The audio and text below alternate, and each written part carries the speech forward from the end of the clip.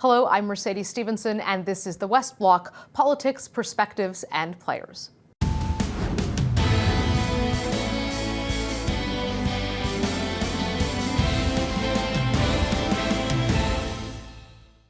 U.S. President Donald Trump has slapped another $200 billion of tariffs on Chinese goods.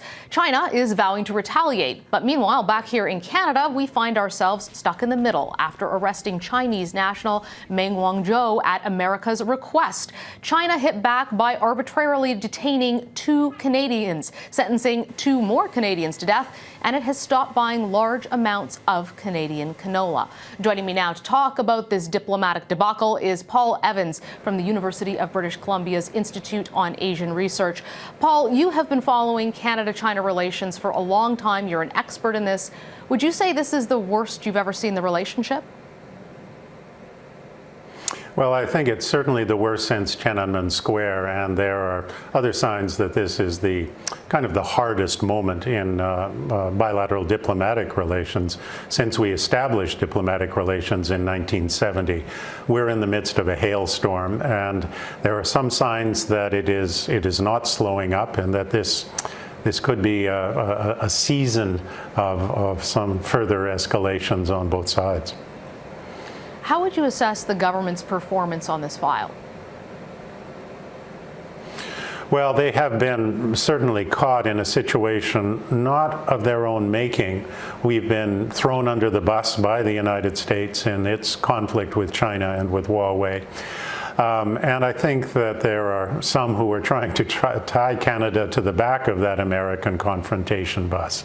What has really happened now is that with the anger that has resulted from the arrest of the 2 Michaels, some of the other Chinese actions, that increasing number of Canadians want to get onto that confrontation bus with the United States against China.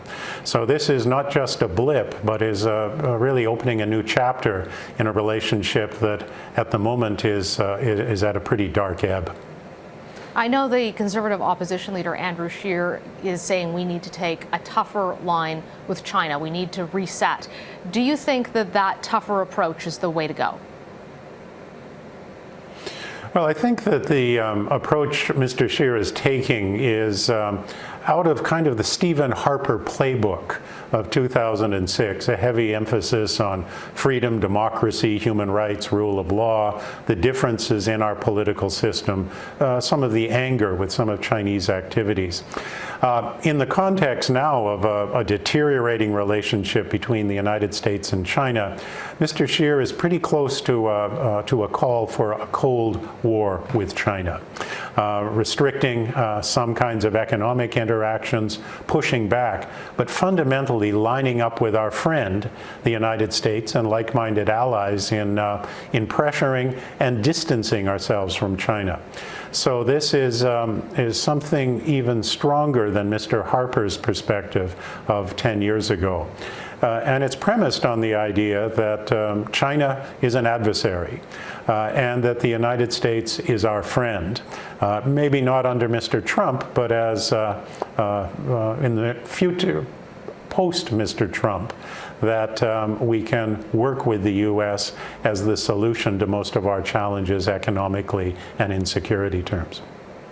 Is this a new Cold War? Well, I'm afraid there are elements of it. We certainly have anger on both sides. China angry with Canada, Canadians very angry with China. We're facing some big issues around technology, how far this is a normal commercial relationship where technology issues are really matters of national security. It's not a Cold War like the Cold War we knew with the Soviet Union because of the interaction of the economies, but in terms of it being framed as a battle of social systems, our system versus theirs, different history, different traditions, different institutions. It has elements of that Cold War, and in an era of globalization, this is very new territory when economies are interconnected, but their political systems seem to be crashing against each other. There's a lot of concern in the Canadian business community that this is quite damaging to Canadian businesses and to Canadian agriculture. So far, they've hit pork, canola, and obviously the Canadians who have been jailed or sentenced to death. But what other areas do you think the Chinese might strike out at Canada in? Well, there'd be tourism, education exchanges, that kind of thing. I think, Mercedes, the biggest risk at this moment is a U.S.-China all-out trade war. Because it is not just about trade, it's about geopolitics behind it, it's about a technology war.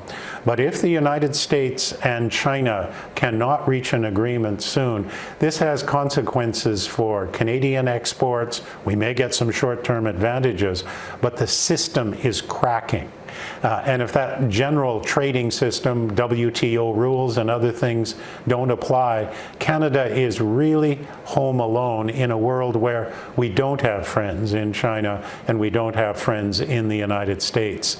This, I think, is the worst scenario. So ironically, we wish those bilateral deals between the United States and China can be struck, even if it is going to have some negative consequences for some of our agricultural and other products.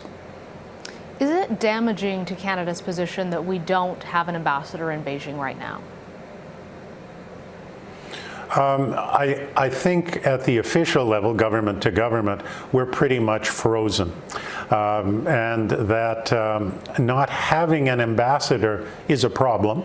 We have a very capable acting person, but the channels are frozen. Right now, we're trying to open up other channels, some business people who can talk, academics. What makes the relationship so difficult now is that we are not in high-level dialogue, so that when we are discussing, whether we want to discuss matters like the canola problem or other things, right now the channels are frozen. And it's going to take, I think, a concerted effort on both sides to manage this, to reduce the damage and the escalations before we can get back into a chapter of significant cooperation activities. Perhaps time for the Prime Minister to call. I'm sure that'll be on the table and debated next week here in Ottawa. Thank you so much for joining us, Paul. Wonderful speaking with you, Mercedes.